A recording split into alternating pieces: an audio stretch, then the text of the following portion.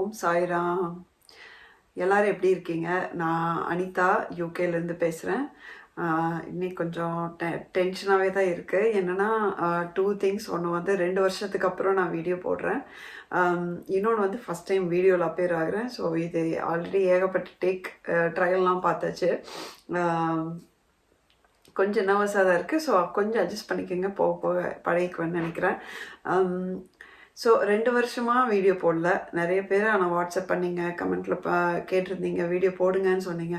சில பேருக்கு எக்ஸாக்டாக என்ன நடந்துன்னு தெரியும். ஏன்னா வாட்ஸ்அப்பில் இருக்கிறவங்களுக்கு என்னோடய ஸ்டேட்டஸ் வச்சே என்னோடய மைண்ட் செட் என்ன மாதிரி ப்ராப்ளத்தில் இருந்தேன் அப்படிங்கிறது உங்களுக்கு நல்லாவே தெரியும்.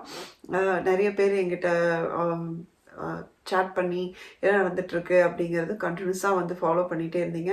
ஃபஸ்ட்டு உங்களுடைய அந்த அன்புக்கு, அந்த கேருக்கு ரொம்ப ரொம்ப ரொம்ப ரொம்ப நன்றி. ஏன்னா ஒரு சேனல் வழியாக வந்து எனக்கு இப்படி உண்மையான அன்பு கிடச்சிது அப்படிங்கிறத நான் எதிர்பார்க்கவே இல்லை. அதனால் ரொம்ப ரொம்ப தேங்க்ஸ். அந்த வந்து சில பேர் வந்து கண்டினியூஸாக கேட்டுட்ருக்கிறது தான். இப்போ 2 வருஷம் ஆனாலும் இப்போ வியூஸ் எல்லாம் நம்ம சேனல் எதுவுமே போகிறதே கிடையாது. இருந்தாலும் வந்து திரும்பியும் வீடியோ போடணும் அப்படிங்கிறதுக்கு 2 ரீசன். ஒன்று வந்து கண்டினியூஸாக நீங்கள் வீடியோ போடுங்க அப்படின்னு சொல்லிட்டு என்னை என்கரேஜ் பண்ணுறது. இன்னொன்று இப்போ ரீசெண்டாக நடந்த என் லைஃப்பில் நடந்த நிறைய சம்பவங்கள், அது வந்து கண்டிப்பாக சிலதெல்லாம் ஷேர் பண்ணிக்கணும் அப்படின்னு சொல்லிட்டு தோணுச்சு. எதுக்காக இந்த சேனலை ஆரம்பித்தனோ அந்த ஒரு ரீசனுக்காக தான் திரும்பியும் நம்ம வீடியோ போடணும் அப்படின்னு சொல்லிட்டு எனக்கு தோணுது. அதுதான் மெயினாக. ஸோ எப்போவுமே இந்த சேனல் ஆரம்பித்த ரீசன் உங்களுக்கே தெரியும். பாசிட்டிவிட்டி இன் டேர்ம்ஸ் ஆஃப் ஸ்பிரிச்சுவாலிட்டியில் வந்து நம்ம இந்த பாசிட்டிவிட்டி லைஃப்பில் மற்றவங்களோட லைஃப்பில் பாசிட்டிவ் சேஞ்சஸ் கொண்டு வரதுக்காக தான் நிறைய மிராக்கிள்ஸ் வந்து ஷேர் பண்ணோம். ஆனால் என் லைஃப்லேயே வந்து ரொம்ப ரொம்ப ஒரு மோசமான ஒரு சூழ்நிலையை பார்த்துட்டு இப்போ வந்து நான் ஸ்லோவாக ரிக்கவர் ஆகிட்டுருக்கேன். ஒரு 1.5 வருஷமாக ரிக்கவரிங் ஸ்டேஜில் இருக்கும்போது திருப்பியும் நான் இது வந்து ஏன் நான் பாசிட்டிவ் இது பண்ணணும்னு திரும்பியும் தோணுது அப்படின்னா, இப்போ லைஃப்பில் நடக்கிற சில பயங்கரமான அந்த மிராக்கிள்ஸ் அப்படிங்கிறத விட எப்படி சொல்கிறது, பெரிய பெரிய விஷயங்கள்லாம் இப்போ வந்து லைஃப்பில் நடந்துகிட்ருக்கு. இது திரும்பியும் இல்லை, இது நம்ம எப்பவும் போல எல்லாருக்கும் ஷேர் பண்ணணும் அப்படின்னு சொல்லிட்டு எனக்கு தோணுச்சு. அதனால தான் வந்து இந்த மெயினாக இந்த கம்பேக் வீடியோ. ஸோ ஷார்ட்டாக நான் வந்து என்ன நடந்துச்சு அப்படின்னு சொல்லிடுறேன். நாங்கள் வந்து நான் ஏப்ரல் 22லேயே வந்து வீடியோ போடுறது ஸ்டாப் பண்ணிட்டேன்.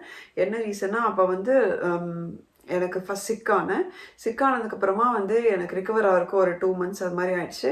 அதனால கேப் ஆச்சு. நான் திரும்பி போடலாம் அப்படிங்கும்போது நாங்கள் யூகேக்கு கிளம்ப ஆரம்பிச்சிட்டோம் நாங்கள். ஸோ அதுக்கான ப்ரிப்ரேஷன் என் ஹஸ்பண்ட் கிளம்புனாரு. அதுக்கப்புறம் ஆஃபீஸில் நான் ரிசைன் பண்ணிட்டு ரிலீவ் ஆனது ரொம்ப பிஸி ஆகிட்டேன். ஸோ என்ன பண்ணி இங்கே வந்து வீடியோ போடலாம் அப்படின்னு சொல்லிட்டு யோசிச்சிருந்தேன். இங்கே வந்து நாங்கள் ஜூலை 25 நானும் பையனும் இங்கே வந்தோம். அவர் வந்து ஹஸ்பண்ட் வந்து மே மந்த்தே வந்து வீட்டெல்லாம் செட் பண்ணிட்டாரு. அப்போ நாங்கள் ஜூலை 25 இங்கே வந்துட்டு ஆகஸ்ட்லேருந்து வீடியோ போடுறேன் அப்படின்னு நிறைய பேருக்கு சொல்லியிருந்தேன் ஆக்சுவலி. ஆனால் என்ன ஆச்சுன்னா, அதுக்குள்ளே ரொம்ப ரொம்ப அசம்பாவிதமான ஒரு சம்பவம் நடந்துருச்சு. நாங்கள் ஜூலை 25 இங்கே வர்றோம் அப்படின்னா, ஆகஸ்ட் 22 நைட்டு வந்து அண்ணா, என்னோட ஒரே அண்ணா, அவங்களோட 42 வயசில் கார்டியாக் அரெஸ்ட்டில் சடனாக இறந்துட்டாங்க. ஸோ யாருமே எதிர்பார்க்காத ஒன்று. ஸோ ரொம்ப ஷாக் எல்லாருக்கும். அந்த ரொம்ப அதிர்ச்சி ஆயிடுச்சு. ஏன்னா அப்பா 21ல் இருந்தாங்க, 22ல் அண்ணா இந்த மாதிரி இதாகவும் எங்களுக்கு ஒன்றுமே புரியல.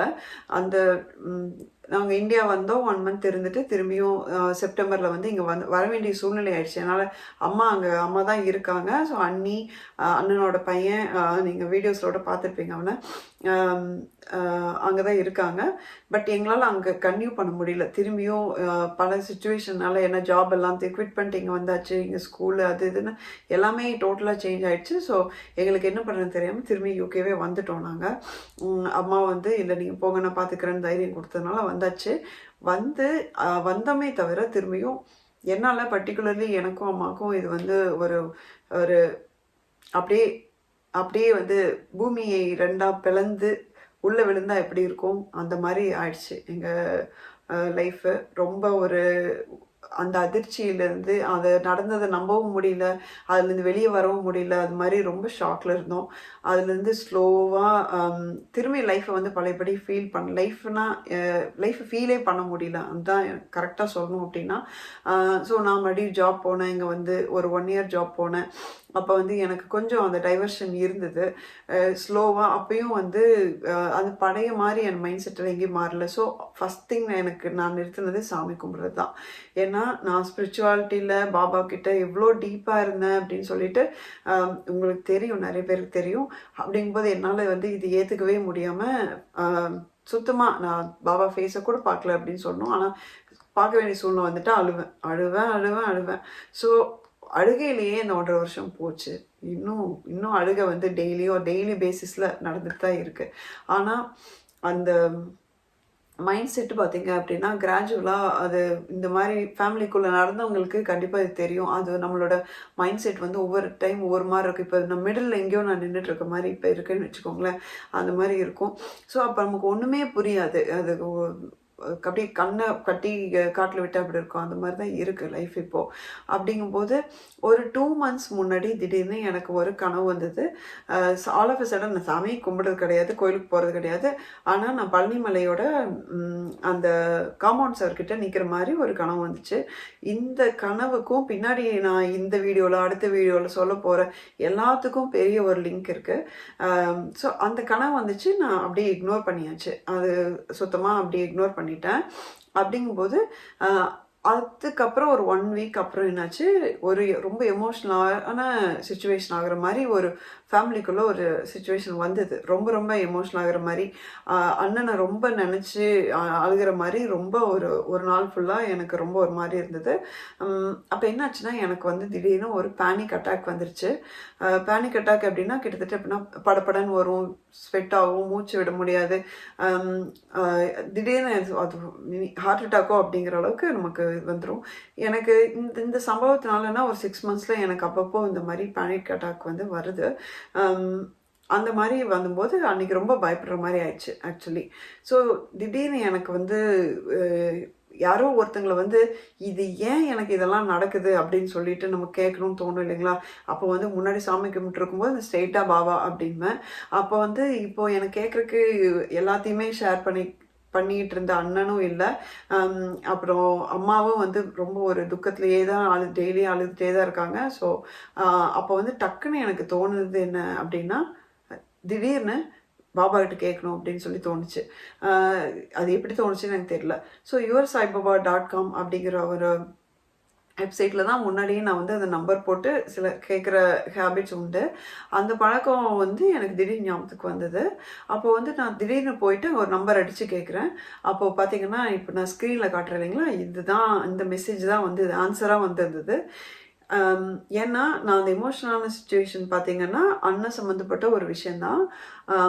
அப்படிங்கும்போது வந்த பதில் எப்படி இருக்குன்னு பாருங்களேன். இது எப்படி இருக்கும் எனக்கு, இது பார்க்கும்போது எப்படி இருக்கும் யோசிச்சு பாருங்கள். அப்போ வந்து எனக்கு உடனே தோணுது, பயங்கரமாக அழுதேன் இதை பார்த்துட்டு. ஸோ அண்ணனும் என்னை வாட்ச் பண்ணுறாங்க, பாபாவும் என்னை பார்த்துட்டு தான் இருக்காரு. நான் தான் பாபா விட்டு விலகி வந்துட்டேனே தவிர அவர் என்னை விடவே இல்லை. அதனால கிளியராக புரிஞ்சுது. இவ்வளோ அக்யூரேட்டாக ஒரு ஆன்சர் வரும் அப்படின்னா இது எந்த அளவுக்கு இந்த விஷயங்கள்லாம் உண்மையாக இருக்கும், எந்த அளவுக்கு வந்து பாபா அப்படிங்கிற ஒரு விஷயம் உண்மையாக இருக்கும் அப்படின்னு நமக்கெல்லாம் இதுலேயே தெரியும். ஸோ எனக்கு என்னாச்சுன்னா அந்த எமோஷ்னலான சுச்சுவேஷன் வந்து எனக்கு தெரிஞ்சிச்சு. சரி, இது பாபாவும் சரி அண்ணனும் சரி மேலேருந்து ஹெல்ப் பண்ணுவாங்க நமக்கு அப்படிங்கிறது கன்வின்ஸ் ஆகிட்டேன்.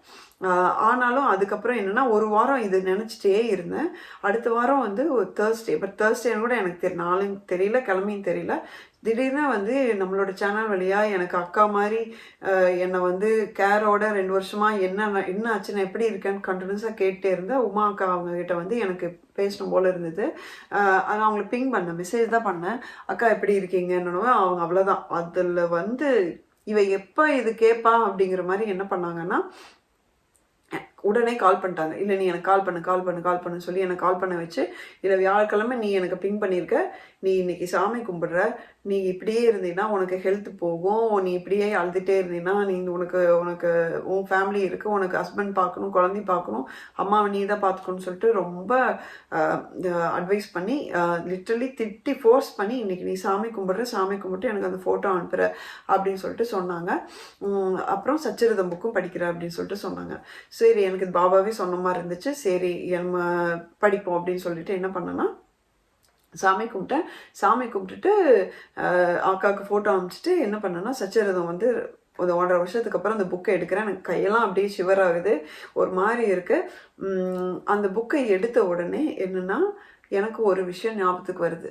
இந்த 1.5 வருஷமா எனக்கு அண்ணன் வந்து என்னோட அண்ணன் என் கூட கம்யூனிகேட் பண்ணிட்டு தான் இருக்காங்க. அவங்க சில சமயம் கனவுல வருவாங்க. சில சமயம் ஏதோ ஒரு மெசேஜஸ் வந்து பிக்சர் பெர்ஃபெக்ட்டா சில சமயம் வந்து கம்யூனிகேட் பண்ணுவாங்க. அப்படிங்கிற அவங்க வந்து 1.5 வருஷமா எனக்கு 242 அப்படிங்கிற ஒரு நம்பரை எனக்கு காட்டிட்டே இருந்தாங்க. எனக்கு அது ரொம்ப நாளா புரியாம இருந்தது.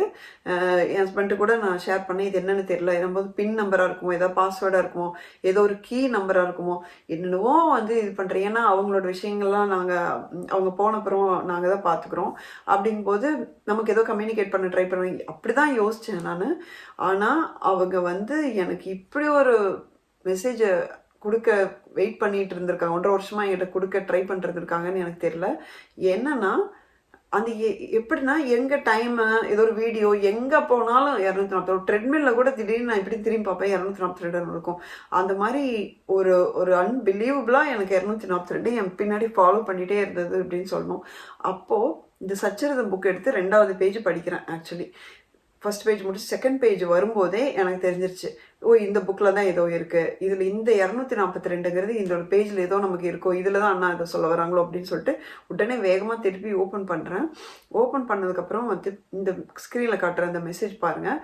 இதில் 2 பார்ட் இருக்குது. ஒன்று வந்து பாபா இல்லாமல் நான் எங்கனம் வாழ்வேன் அப்படிங்கிற இது வந்து அப்படியே நான் அண்ணனை நினச்சி சொல்கிற மாதிரியும், என்னோட லைஃப் வந்து அண்ணன் இல்லாமல் நான் எப்படி இருக்க போகுது அப்படிங்கிற என்னோட வலியும் வேதனையும் பார்த்தீங்க அப்படின்னா அது அந்த அந்த ஃபீலிங்கை வந்து எக்ஸ்ப்ரெஸ் பண்ணுற மாதிரியும், அதுக்கப்புறம் கீழே இருக்கிற பேராகிராஃபில் பார்த்தீங்கன்னா இந்த சகோதரிக்கு பதிலாக சகோதரன் அப்படின்னு போட்டு என்னோட சகோதரன் இருந்ததுக்கப்புறம் என்னோட வாழ்க்கையில் இருக்கிற அந்த குதூகலம் ஈடுபாடு எதுவுமே இல்லாமல் இருக்கும்போது திரும்ப எனக்கு இந்த சாந்தம் அந்த மனசாந்தி எங்கே கிடைக்கும் அப்படின்னா நீ பாபா கிட்ட போனாதான் கிடைக்கும் அப்படின்னு சொல்லிட்டு அண்ணன் எனக்கு கிளியராக கம்யூனிகேட் பண்ணுறது எனக்கு அதில் புரிஞ்சிச்சு. இதில் எனக்கு டவுட்டே இல்லை, எவ்வளோ கிளியராக இருக்குது பாருங்கள். இதில் வந்து நீ பாபாவிடப்போ உனக்கு அவரோட உபதேசத்தை கேளு, உன்னோட மனசு சாந்தி அடையும் அப்படின்னு இதுதான் அவர் வந்து எனக்கு சொல்ல கம்யூனிகேட் பண்ணிகிட்டே இருந்திருக்காரு. அது எனக்கு வந்து புரியல. அது சச்சரித்தத்தில் இருக்கும் அப்படின்னு சொல்லிட்டு நான் கனவுல கூட நினச்சி பார்க்கல. அப்போ வந்து எனக்கு அப்போ தான் எனக்கு கன்வின்ஸ் ஆச்சு. ஓகே, எனக்கு ஆமாம் அப்பா அண்ணா அடுத்தடுத்த வருஷம் போயிட்டாங்க. அப்போ வந்து அந்த திடீர்னு நம்மளோட ஃபேமிலியில் வந்து முக்கியமான 2 பேர் வந்து போயிட்டாங்க அப்படின்னா அது எப்படி அந்த ஒரு எம்டினஸ் இருக்கும் அப்படின்னு சொல்லிட்டு இது அனுபவிச்சவங்களுக்கு நல்லா தெரியும். அப்போது எனக்கு யாருமே இல்லைங்கிற ஃபீலிங் இருக்கும். அம்மா மட்டும்தான் இருக்காங்க, அவங்க அழுதுகிட்டே இருக்காங்க அப்படின்னு அவங்கள எப்படி கரை சேர்த்துறனே அவங்கள எப்படி அதுலேருந்து மீட்கிறனே தெரியாமல் நான் போராடிட்டு இருக்கேன் இன்னுமே. அப்படிங்கும்போது நான் எப்படின்னா ஓகே இனி எனக்கு யாருமே இல்லைன்னு கிடையாது, இனி எனக்கு அண்ணனாவும் அப்பாவாகவும் பாபா இருக்காரு அப்படின்னு சொல்லிட்டு நான் முடிவு பண்ணேன். அன்னைக்கு வந்து கன்வின்ஸ் ஆனேன். இல்லை அண்ணன் வந்து நம்மளை பாபாக்கே தான் திரும்பியும் போ, நீ அவர்கிட்டயே போ அப்படின்னு சொல்கிறாங்க. அது எனக்கு புரிஞ்சிச்சு. 2 நாளாக மைண்டு ப்ரிப்பேர் பண்ணி வச்சுருந்தது வீடியோவில் அழக்கூடாது அப்படின்னு சொல்லிட்டு. I'm drying. ஸோ என்னதுன்னா எனக்கு இனிமே அவர் இருக்காரு, எனக்கு அண்ணனா அம்மாவா அப்பாவா எல்லாமே வந்துட்டு எனக்கு பாபா இருக்காரு. அப்படிங்கும்போது நம்ம இதை இதை இதை 1.5 வருஷமா நம்ம ரியலைஸ் பண்ணல அப்படின்னு சொல்லிட்டு எனக்கு நல்லா புரிஞ்சிச்சு. அப்போது அன்னையிலேருந்து நான் ரெகுலராக சாமி கும்பிட ஆரம்பித்தேன். சச்சரிதத்தை அப்படியே எப்பவும் போல் 1 வீக் அந்த பாராயணம் பண்ணுவேன் இல்லைங்களா, ஸோ 1 வீக் ஃபுல்லாக அப்படியே படித்து முடித்தேன். அதில் இருந்து இப்போ வரைக்கும் ஒரு கிட்டத்தட்ட ஒரு 40 days 50 days தான் ஆயிருக்கும் அப்படின்னு நினைக்கிறேன். நம்ம வீட்டில் நடந்த விஷயங்கள் எக்கச்சக்கம், அவ்வளோ விஷயங்கள் இருக்குது. ஸோ அது ஒன்றா நான் சொல்கிறேன். ஸோ அந்த பழனிமலை விஷயம் நான் ஏன் அப்படி சொன்னேன் அப்படின்னா அதில் ஒரு பெரிய விஷயம் இருக்குது. ஏன்னா இதுக்கப்புறம் வேறு வீடியோஸில் உங்களுக்கு நல்லா தெரியும் அதுக்கு நான் ஏன் அந்த கனவு எனக்கு வந்ததுன்னு எனக்கு ரீசன் தெரியும். ஆனால் அதுக்கு எனக்கு சொல்யூஷன் என்கிட்ட இல்லை, இப்போதைக்கு சுத்தமாக கிடையாது. ஸோ நான் பாபாகிட்ட கேட்டேன். அப்போ பாபா அதுக்கு ஒரு வழி காட்டினார். இப்படி ஒன்றா தொடர்ச்சியாக நிறைய சம்பவங்கள் நடந்தது, நிறைய மிராக்கிள்ஸ் நடந்தது. அப்போ வந்து உங்களுக்கு நான் எல்லாத்தையும் வந்து வர வீடியோஸில் சொல்கிறேன். ப்ளீஸ் இந்த வீடியோவை வந்துட்டு லைக் பண்ணிக்கோங்க, சப்ஸ்கிரைப் பண்ணாங்க சப்ஸ்கிரைப் பண்ணிக்கோங்க. இன்னும் நிறைய விஷயங்கள் நம்ம வந்து பேசலாம். என்னோட லைஃப்பில் நடந்த விஷயங்கள் கண்டிப்பாக உங்கள் லைஃப்லேயும் வந்து பாசிட்டிவாக நிறைய சேஞ்ச் பண்ணுறதுக்கான கண்டென்ட் நிறைய இருக்குது. அதை நம்புங்க. சப்ஸ்கிரைப் பண்ணிக்கோங்க. வர வீடியோஸ் பாருங்கள். இதை ஷேர் பண்ணிக்கோங்க. ஓம் சாய்ராம்.